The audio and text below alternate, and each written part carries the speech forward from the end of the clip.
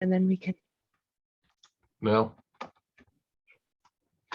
Super, thanks, Stuart. So welcome everybody. I'm Sarah Mackenzie. I work in the university programme at BT, looking after our relationships with various universities across the globe and business schools.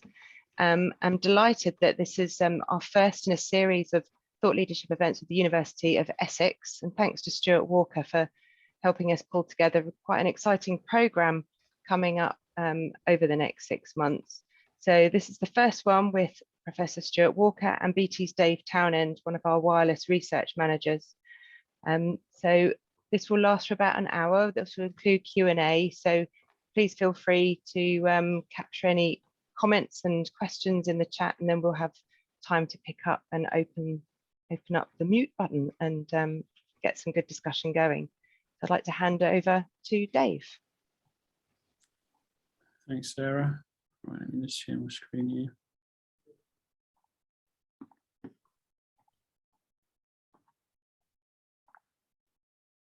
Okay, so thanks, Sarah. Good afternoon, everyone. My name is Dave Townend, and I work as a wireless researcher in BT's Wireless Research Group. That's based at Astral Park. My current research topics, I guess, are around. So I'm just going to shrink that. Sorry, around applications of high frequency spectrum in mobile networks. So that sort of covers a bit of access network technology, but also transport technology. So connecting up various bits of telecoms infrastructure, for example. The talk we're going to give this afternoon is we've titled "Building Dense Urban Mobile Networks and a Journey Beyond 100 Gigahertz." So I guess what this bit of work is around is trying to understand the role of wireless transport solutions when trying to drive capacity into the network through densifying the network, adding new small cells and radio heads, particularly in urban environments. Yeah, and also I guess the role of wireless solutions alongside fibre connectivity for connecting up new base station sites. I'm joined by Professor Stuart Walker from the University of Essex. So I'm also postgraduate researcher with University of Essex, where we're collaborating with Stuart and supervising a lot of my research. So Stuart, did you want to do a quick introduction? Yes, thanks for that, Dave. So I run the Access Networks group at the University of Essex, and we've been dabbling with millimetre wave wireless for quite some time now. This work of Dave is a bold step into the world of higher frequencies, so it's completely novel. And both myself and Dave have got a lot to learn from this journey. So the idea of linking between lampposts, as you'll see later, is pretty smart and opens up a massive exercise in probability. So you can check whether the next lamppost is available. So we're quite excited about this research, and without any more ado from me, I'll go back to Dave then. Thank you.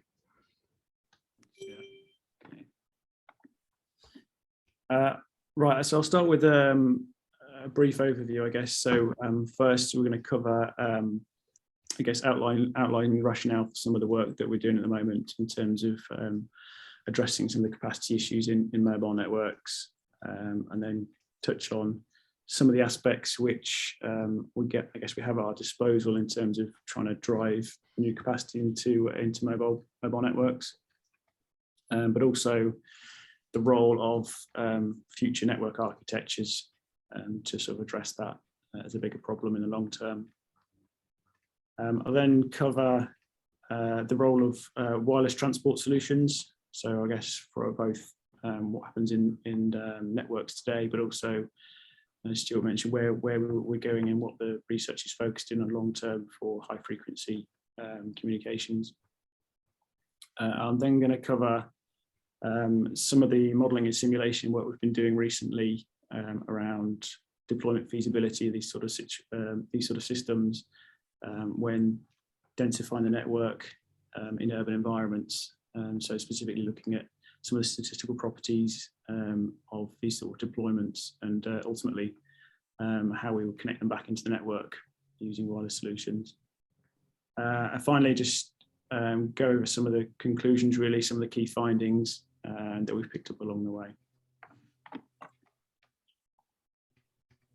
Okay, so I'm just going to get my pointer out. So if we start with the capacity problem, I guess it's not a new problem, and it's not a problem that's specific to mobile networks. Obviously, this is something that exists in the fixed network as well.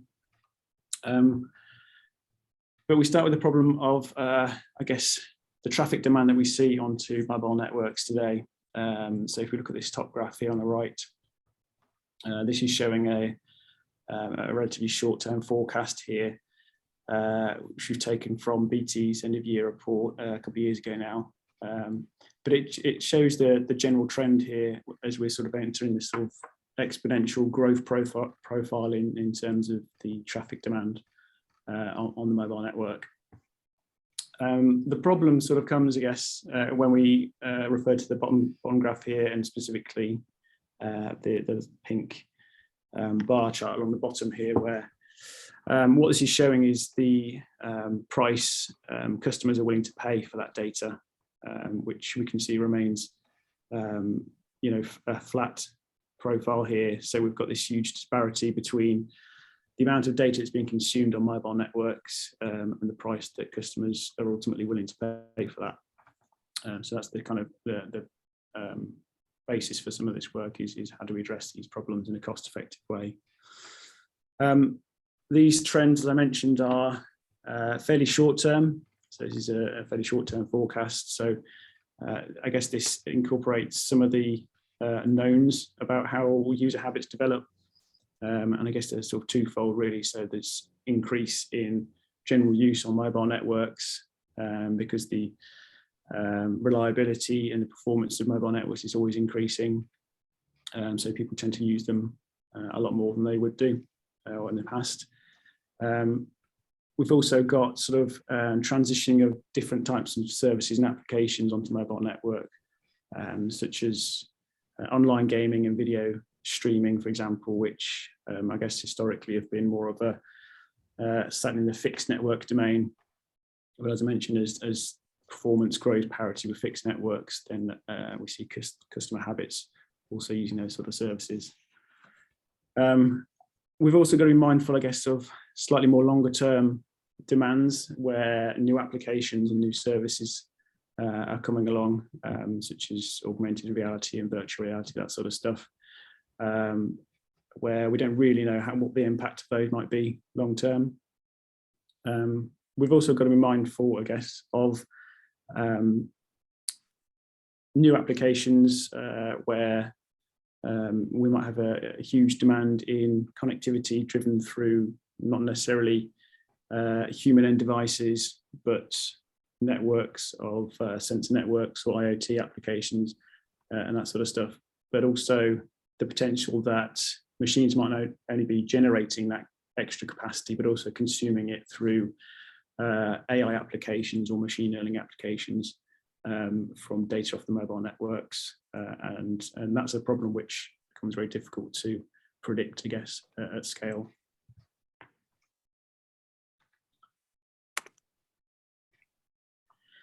Okay, so we move on to what do we do about that capacity problem and how do we address that long term? So in mobile networks, I guess there's a few aspects that that we can look towards to try and address that. We've drawn this on this slide as a sort of a 3-point growth profile, if you like, here. But actually, these factors are all very much interrelated or dependent on one another in some way or another. But if we focus on the top box here, this is the concept of spectrum multiplexing, where if we consider in a mobile network our radio resource being the amount of spectrum you've got available to you. The first picture here is representative of a 4G or a typical 4G base station antenna. And in that 4G base station antenna, the general idea is that you broadcast your radio resource across a large area, large coverage area, and any users in that geographic area would share that resource in time and frequency, allowing concurrent users and mobility within that sort of space. As we move to 5G, so the picture on the right here is representative of a 5G antenna system.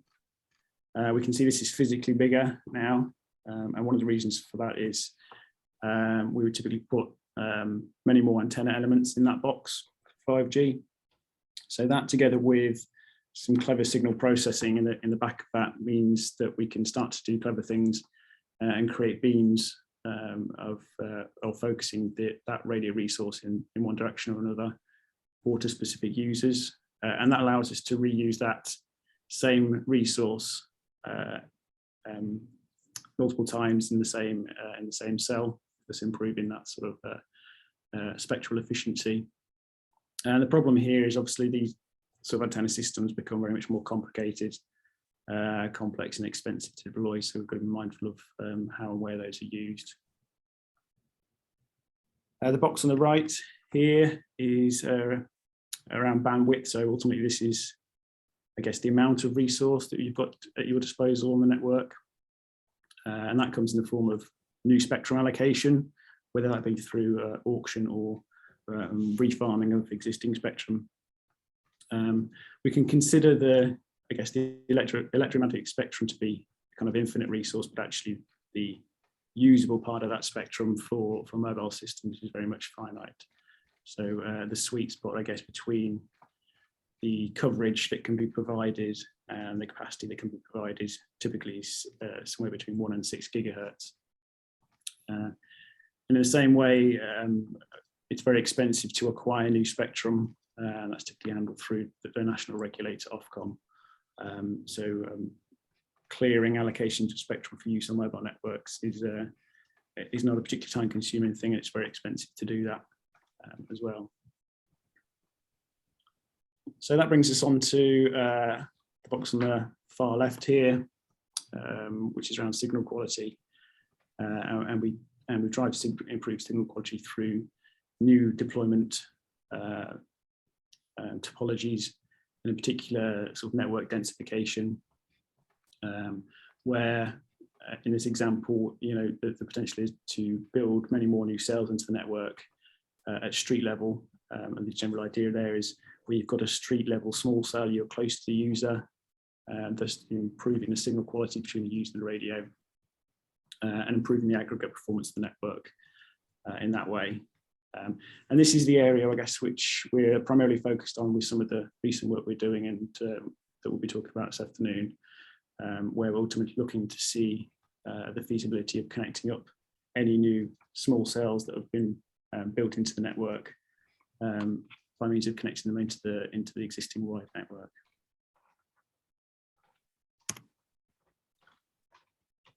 Okay, so with those sort of deployment concepts in mind, really, we've got to understand the role of evolving network architectures in the mobile space.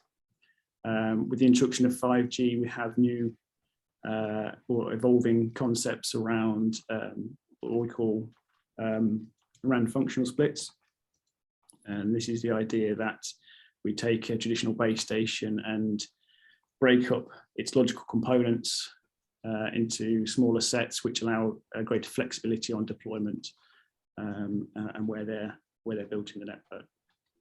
So if we start on the far left here, this scenario is what we would call a cell-centric model, and this is representative of what typically happens in the network today, and I guess it's probably more what people consider to be a traditional cellular network, what we're familiar with.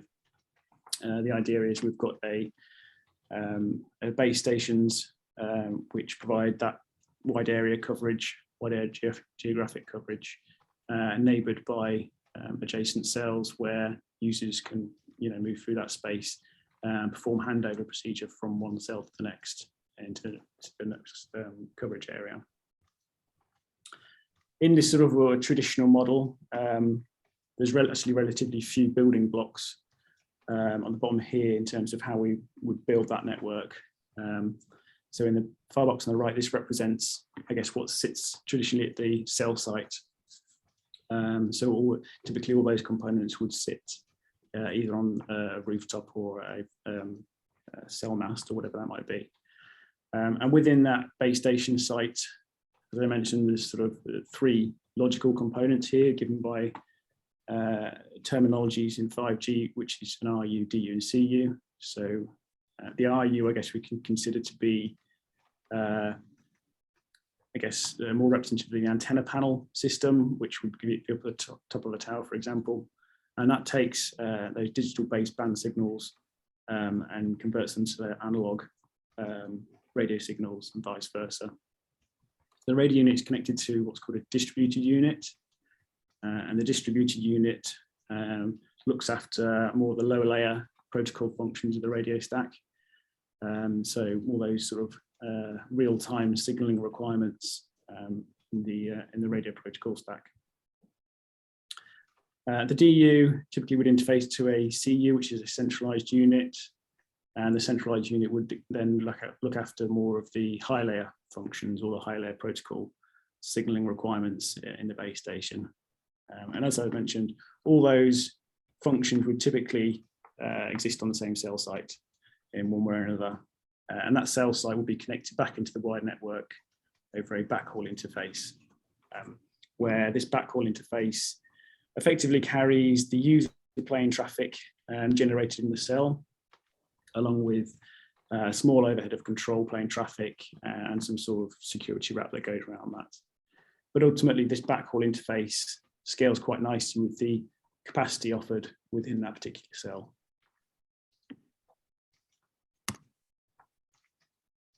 So if we move on to the center picture here, which is representative of, I guess, more an advanced network architecture, which we might term a network-centric approach. This, I guess, utilizes technology which is available today, but is not particularly well deployed for reasons of cost and scalability. But now we're making use of these new 5G concepts where we're pulling apart those functions of the base station and introducing new transport interfaces which join between them. So we now have a front haul interface which takes those baseband signals from a distributed unit to a radio unit. For that reason, that interface becomes a very high capacity, low latency required transport interface. Between the centralized unit and the distributed unit, we have this mid-haul interface, which again carries those sort of non-real-time signaling requirements, but also has a high capacity requirement relative to this traditional backhaul network transport interface, which gets us into the wide network. The reasons for doing that is, as I mentioned, it allows a flexibility on how this is deployed, but also it allows us to start clustering cells within the network where they're able to share either some elements of their real-time or non-real-time protocol stack together and allow synchronization between those base stations. And what that means is we can improve things like the cell edge performance in that area or handover procedures, for example, but also the ability to coordinate cells and provide simultaneous transmissions to users in that environment and improve their capacity in that way. Finally, on the right here, I guess this represents a more forward-looking network architecture, which is often termed a cell-free network or a user-centric model. And the idea here is we're building many more radio heads into the environment here. So the general concept here is that a user is served by as many access points as are in range. And as they walk through that coverage environment, the cell effectively dynamically moves with you. So the idea here is we do away with all these sort of messy handover procedures, but also we can move away from an interference limited system as in the other models. In terms of centralizing those protocol requirements for many cells, we do this further into the network through a central processing unit, which might be exist on either a exchange building or a data center further into the network. Thus, we're able to sort of pool all those resources from many cells. What it does mean is that we then become dependent on a very high capacity, low latency front-haul interface towards some low cost, fairly simple radio units of a large volume.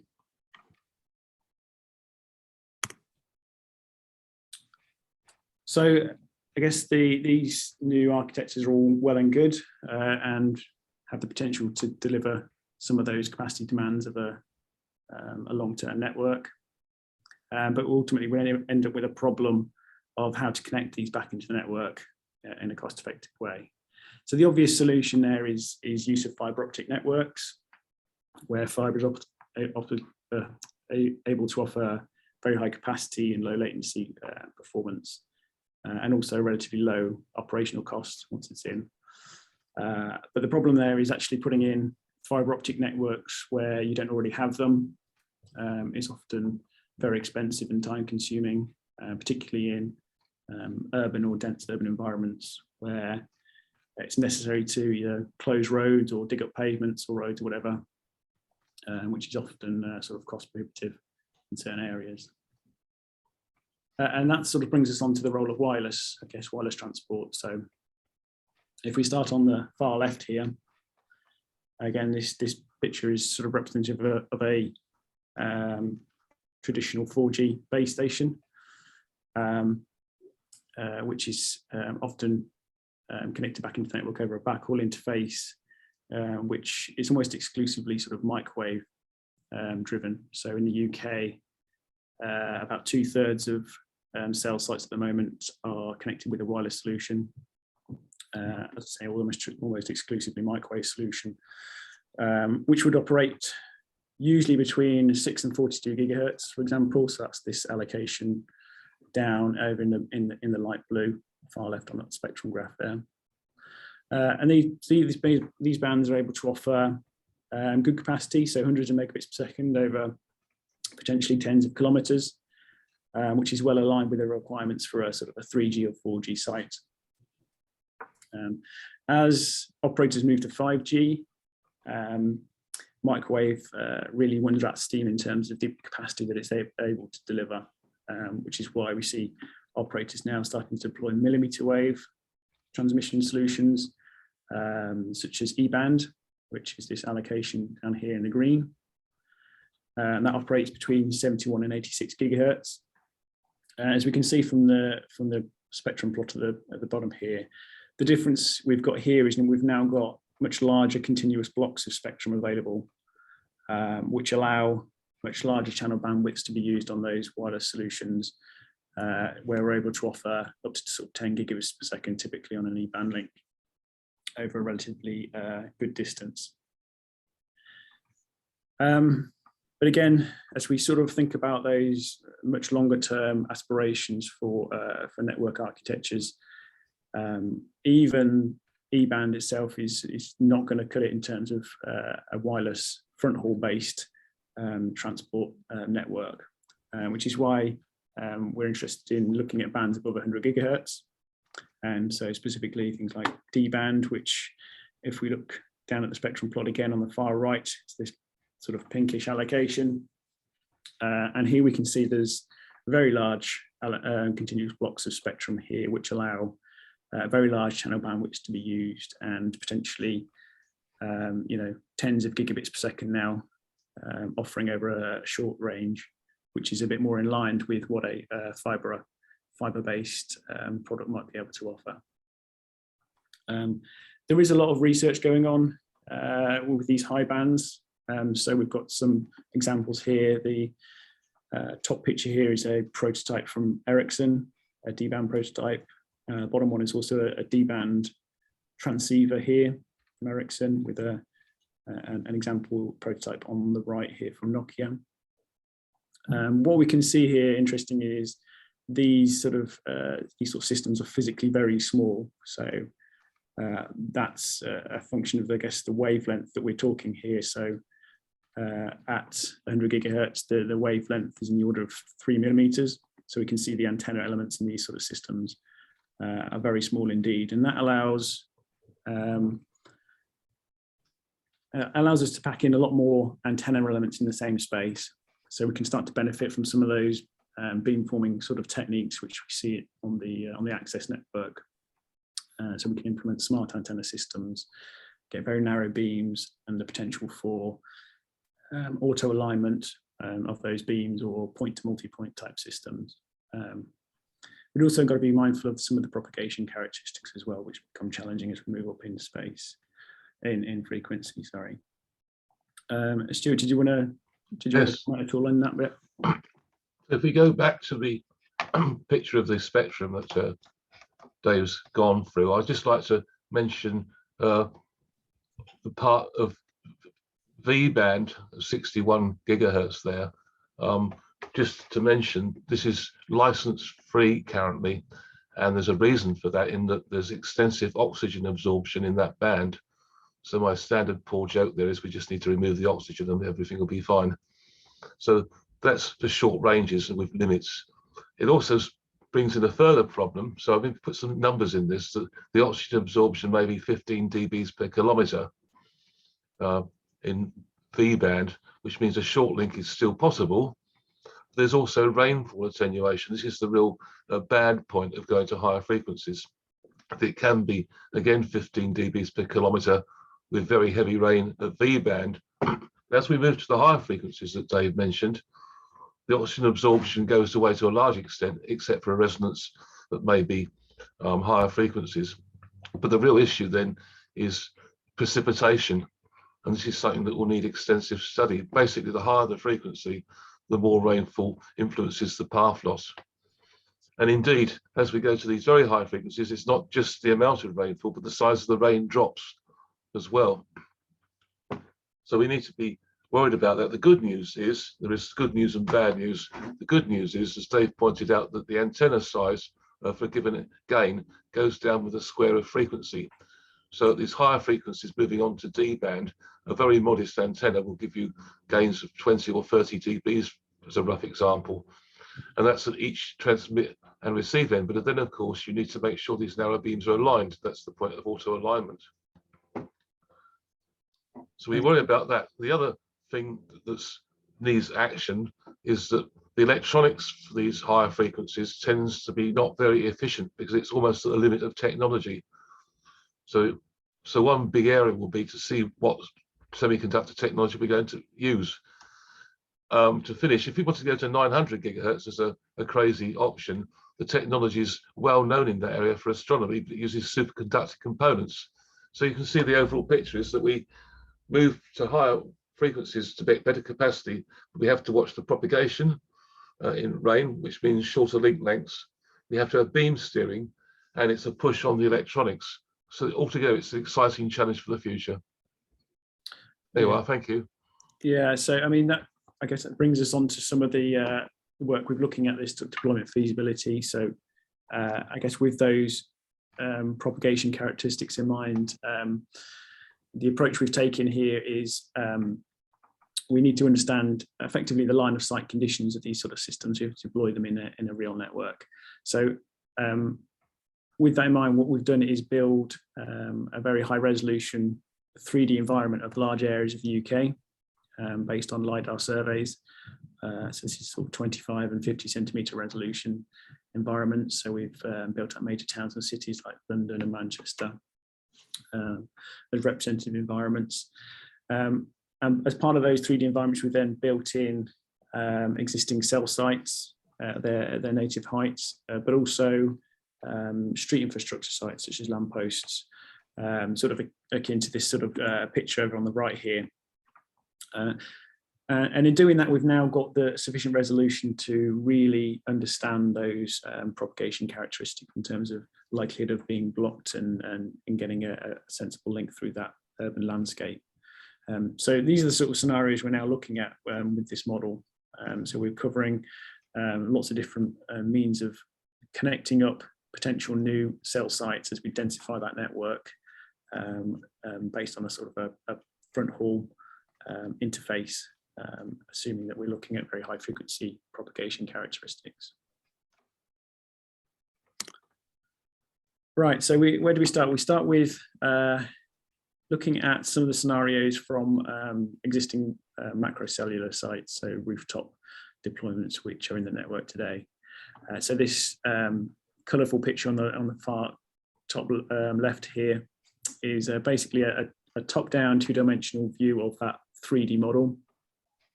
So the first step we've taken is we've isolated the urban cells across the country, primarily because that's where demand is greatest. So we've started at this point. This is likely where cell densification starts. And what we're doing here is taking each of the existing radio sites in the network, and we're constructing direct propagation paths from that cell site at its native height across this 3D environment to all of the lampposts within the coverage environment.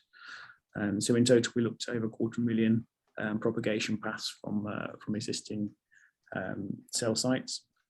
As you can see from this diagram, those direct propagation paths are being classified as either a line of sight condition because they're unobstructed by the environmental properties, so buildings or trees or high-sided vehicles, whatever that might be in that coverage environment, and they get classed as line of sight.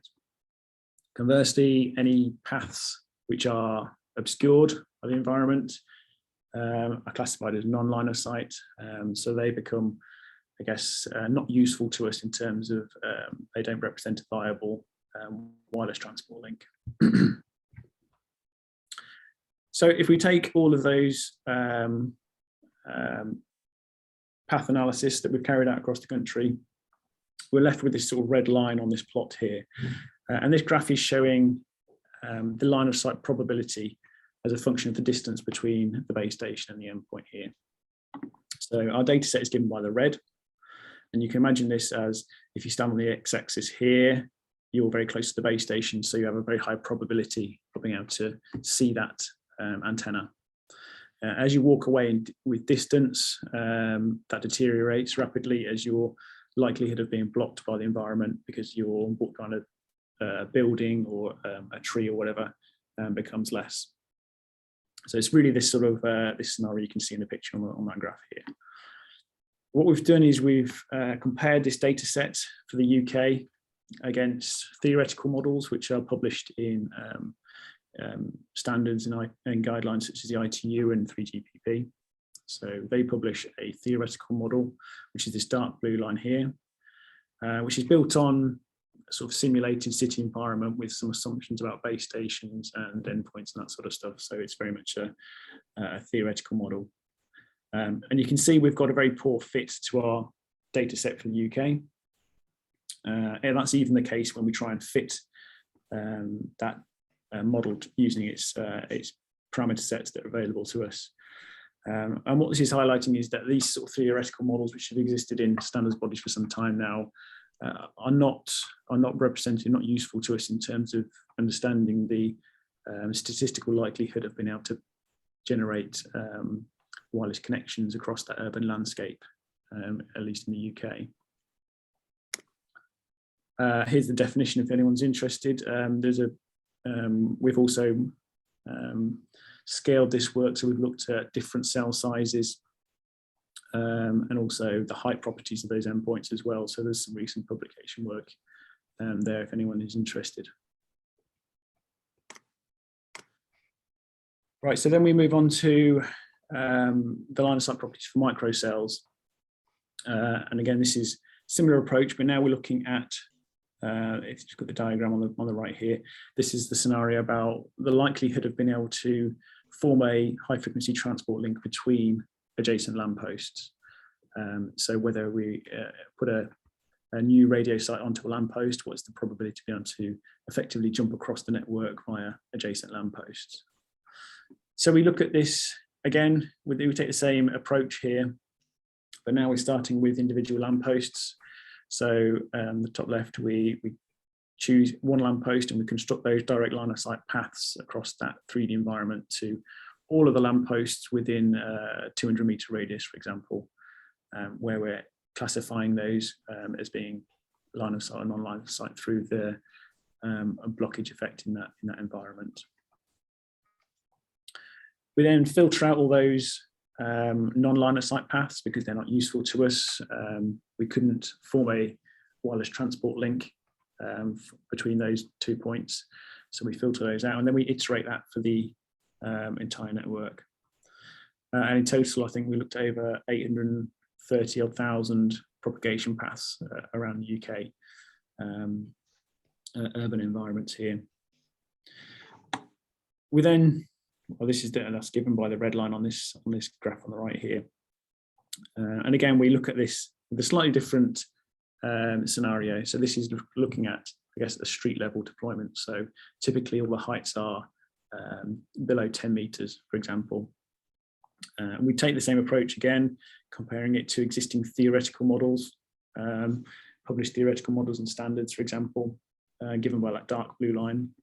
But this time we can see, although it's a poor fit to those theoretical models, with a little bit of parameter fitting, we're actually able to get a very good agreement with a definition here, which has allowed us to propose new definitions to these specific models, which are termed the urban microcellular model.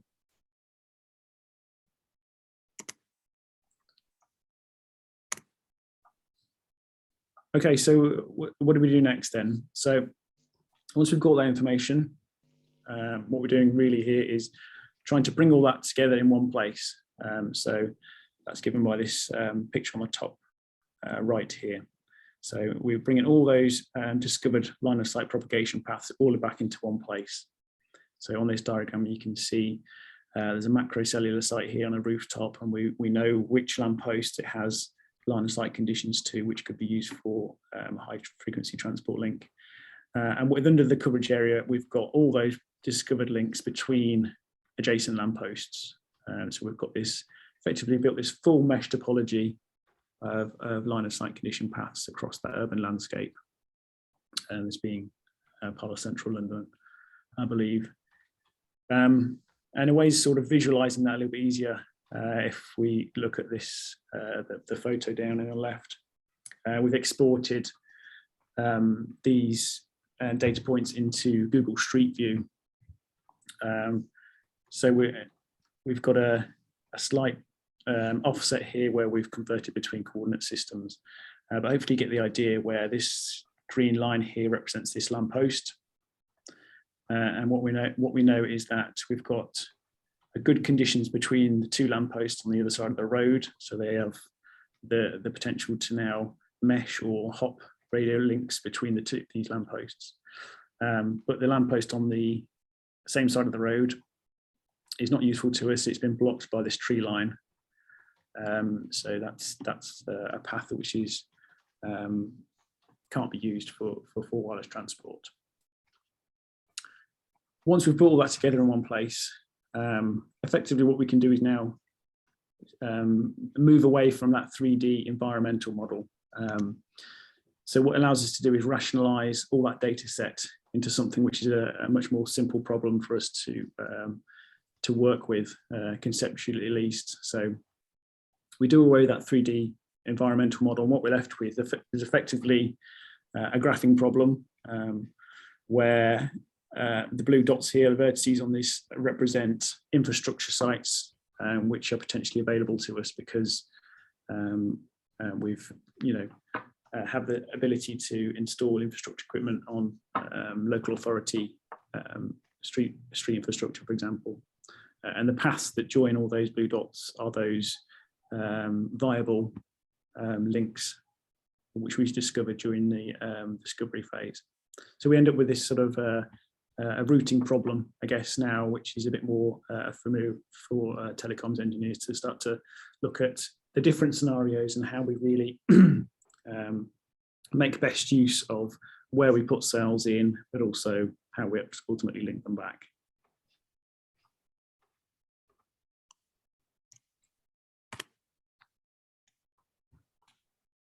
Okay, so finally we come on to some looking at some of these scenarios based on this sort of mesh topology model which we've built. So here, this is perhaps a rather extreme example of that, and we're looking at I guess, the upper bound of using high frequency wireless transport links in an urban environment, where we're assuming that we don't put any new fibre into the network, or we don't make use of any fibre that exists in the network. So really this is trying to understand the footprint which we could potentially achieve with some of these technologies. So what we've done here is we've cut out a sort of representative example of central London.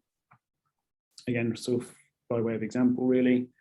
And we're building out that network to a high density of radio cells. So in this example, we're building to a density of 200 meters. That means that we've got effectively a cell site every 200 meters. So it's a bit more sort of representative of those ultra dense network deployments that we envisage long term. In this scenario, we need a total of 45 new small cell sites, or remote radio sites. So they're given by those red dots on the graph here. So we've optimally placed those across the network to minimize that intersite distance distribution. So effectively achieve that density with a minimal amount of cells that we could do that. So they're given by the red dots. The green dots represent existing cellular sites where we've already know we've got backhaul we could exploit. So we're starting to look at scenarios where we route across the network to try and get those new cell sites back into the existing fibre aggregation points, for example, in a way that's minimizing the number of hops between adjacent lampposts, or the number of radio links that have to be used. So as I say, in this scenario, we've built a density to 200 meters, which is required 45 small cell sites, or front haul based radio sites, whatever that might be. That's required in total 63 relay sites. So we're sort of traversing intermediate lampposts to either get around corners or junctions, around buildings, that sort of stuff. If we break that down, given by the pie chart on the right, this is effectively the number of hops that we require to get these new sites back into the network. So what we can see is that 11% of those sites would require only one radio link back into the network. 44% would need 2 hops, so effectively going around one intermediate lamppost. 27% 3, etc. So in total, we can see that with an unconstrained hop count, we can actually capture 96% of those total cells that we potentially want to deploy into the network. If we constrain that a little bit to 3 hops, for example, for either reasons of capacity or latency, so something a bit more sensible, for example. What we're showing here is actually we've still got the capability of capturing as much as 82% of the cells in that dense urban environment. Ultimately, what we're showing here is there's actually a very large scope for using wireless transport solutions, which could achieve very good footprint with the right planning tools.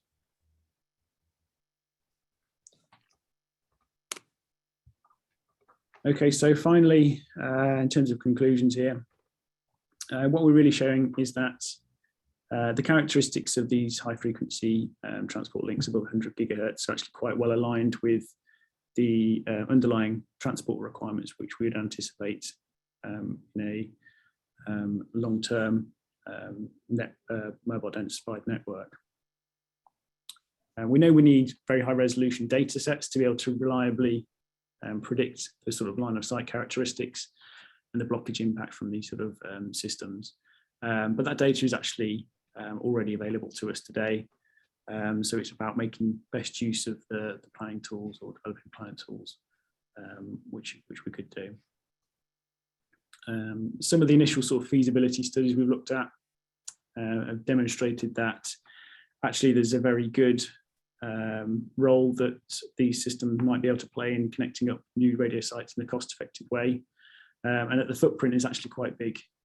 We're able to, within a relatively small number of hops, and we're actually able to traverse quite a large area of the network in that urban landscape. Yeah, towards new fibre points, for example, or existing fibre aggregation points to bring them back into the core network. In terms of sort of further work then, I guess whilst we've looked at this from a deployment perspective initially, what we haven't considered is the performance impacts of those links. So this is very much ongoing work, and we are looking specifically now at some of the performance impacts there. So what those links could really offer in terms of capacity and latency and availability when we factor in all the technology aspects which are available, but also the evolving requirements for those new transport interfaces.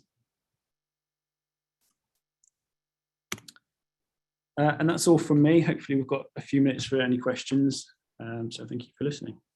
Yeah,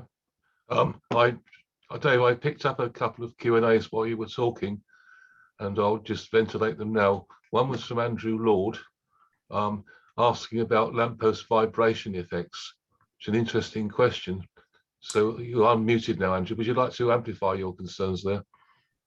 Yeah, I just wonder, I don't know much about the radio channel, especially up at these kind of frequencies, because you say it's millimeter wave, so that's quite small, isn't it? So do vibrations of lampposts matter? Will they give you a change if it's, say, windy in the overall attenuation? Yeah, definitely do. Yes, and when we look, when we're considering the high frequency systems, yes, we are looking at very narrow sort of pencil beam sort of setups, where if you were to use a sort of fixed antenna system, something like a parabolic dish, for example, that you might be sort of familiar with with microwave sort of solutions, yes, you would have potentially flexes in your wind loading on lampposts would potentially misalign your antennas quite considerably, which is why I guess the applications of smart antennas is important. So with these high frequencies, we expect those antenna systems to be not parabolic type dishes, but antenna arrays. And as I say, when we're looking at those sort of systems, you have the potential to correct for those misalignments through auto alignment technologies, where you're sort of effectively tracking the other end with your antenna beams.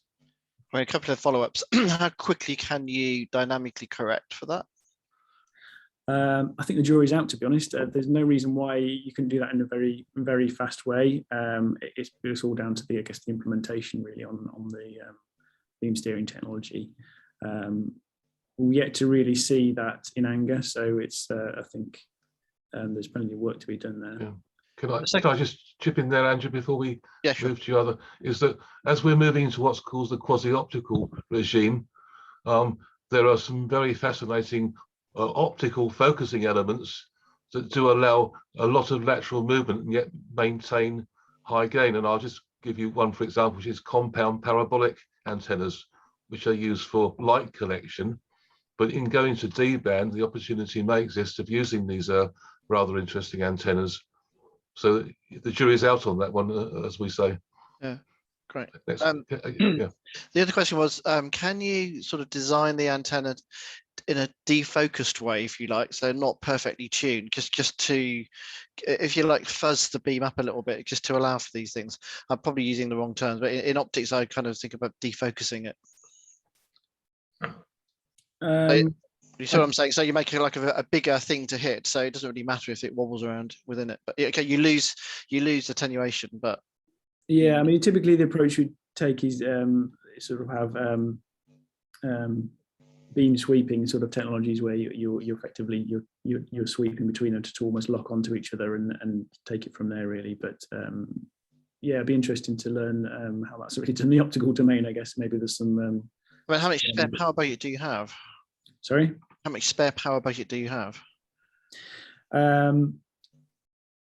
Depends on the antenna gains. We're assuming sort of antenna gains of up to sort of 40 dB in these scenarios. So the link budget should be quite good in these scenarios, because I guess from our analysis, we're saying that the longest paths probably, if we were to take this sort of wireless meshing approach, would be in the order of sort of 250 meters.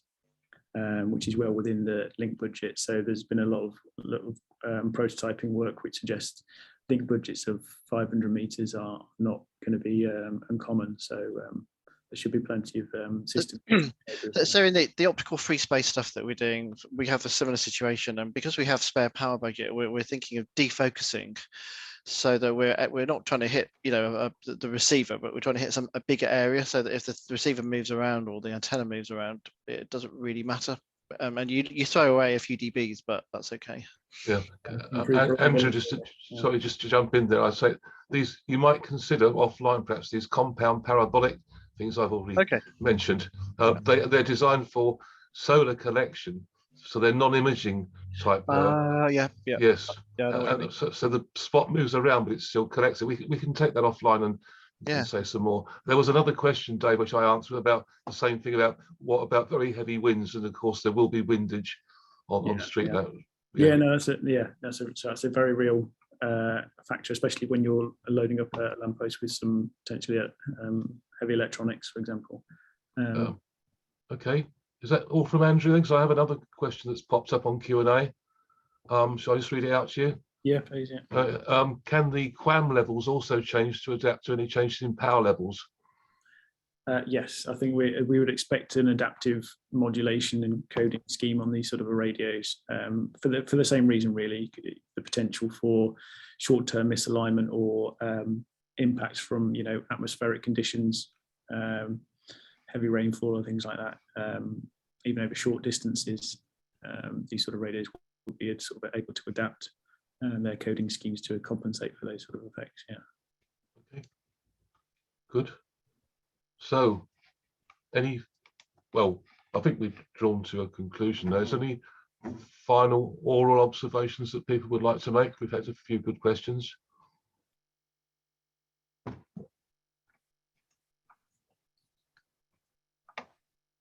So I think then as we're done, aren't we, Dave? Yeah, I think that's it then. Thank you for your time, everyone. Thanks for listening. Yeah, if you think of any follow up offline, yeah, offline stuff downstream, you know where to find us. All right, folks. So I think we're going to stop recording now. Is Sarah still there? Is that appropriate? Yeah, that's lovely. Thank you very much, both Stuart and Dave, and for everybody attending. And then we've got some more coming up. We've got one just before on the 16th of December. We're looking at 6G for future V2X communications, and various dates set in January, February, March, April next year. So we'll ping everybody with the details. Thanks to Sarah for organising the team for us. Very helpful. Okay. So I think we'll stop